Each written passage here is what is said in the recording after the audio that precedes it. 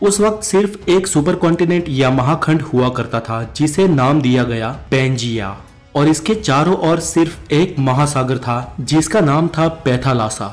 और आज के सारे खंड इसी महाखंड पेंजिया में से विखंडित होके बने हैं। ये थियरी देने वाले वैज्ञानिक अल्फ्रेड वेगनर थे और उनका यह भी मानना था कि उसी वक्त उस महाखंड पे रेंगने वाले जीवों का विकास हुआ। दोस्तों, पृथ्वी के गर्भ में लगातार प्लेट्स खिसकती रहती है जिसके चलते धरती पर निरंतर बदलाव होते रहते हैं, लेकिन ये बदलाव लाखों या करोड़ों सालों बाद दिखाई देते हैं। और इन्हीं बदलावों के चलते आज के ये दिखने वाले कॉन्टिनेंट्स का जन्म हुआ और उनके साथ ही हमारे देश भारत का भी।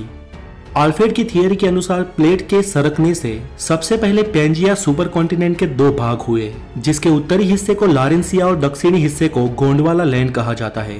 और इन दोनों के डिवाइड होने के बाद जो बीच में महासागर का पानी भरा और एक खाड़ी का निर्माण हुआ, उसे वैज्ञानिकों ने टेथिस सागर नाम दिया।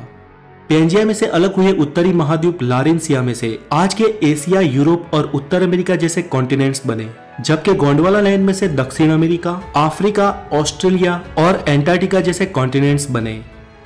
हमारा देश भारत भले ही आज भौगोलिक रूप से एशिया का भाग हो, लेकिन भारत का भूमि भाग उस वक्त वास्तव में गोंडवाना लैंड महाद्वीप का हिस्सा था और आज का अफ्रीका और भारत एक ही प्लेट पे टिके थे।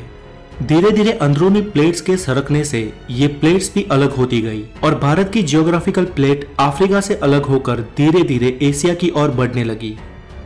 वो आज के लद्दाख हिस्से की ओर लगातार बढ़ती रही और एक समय इस प्लेट का एशिया के लद्दाख वाले हिस्से पे टकराव हुआ। दोस्तों, भूगर्भ में जब दो प्लेट्स का टकराव होता है तो भारी प्लेट नीचे की ओर सरक जाती है और हल्की प्लेट ऊपर उठ जाती है। उस वक्त भी ऐसा ही हुआ और आज के हिमालय का निर्माण हुआ। ऐसा कोई कम समय में नहीं हुआ, ऐसा होने में करोड़ों साल लग गए और आज की इस भौगोलिक भूमि का निर्माण हुआ। दोस्तों, आज भारत सिर्फ एक ही टेक्टोनिक प्लेट पे टिका है और लगातार ये भारत की भारी प्लेट हिमालय की ओर दब रही है और हिमालय दिन ब दिन ऊपर उठ रहा है। इसके साथ ही हिमालय के सारे पर्वतों की और माउंट एवरेस्ट की हाइट भी साल दर साल बढ़ रही है। दोस्तों, इस थियरी को सिद्ध करने के लिए एल्फ्रेड ने यह भी कहा कि आज के दिखने वाले सारे कॉन्टिनेंट एक दूसरे में फिट होते हैं और आज अगर किसी तरह इन सबको एक किया जाए तो फिर से पेंजिया सुपर कॉन्टिनेंट का निर्माण हो सकता है।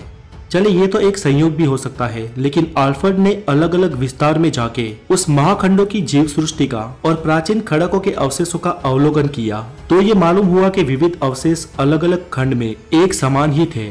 इसके साथ ही अल्फ्रेड ने अपनी इस थियरी को सिद्ध करने के लिए कई सारे उदाहरण दिए।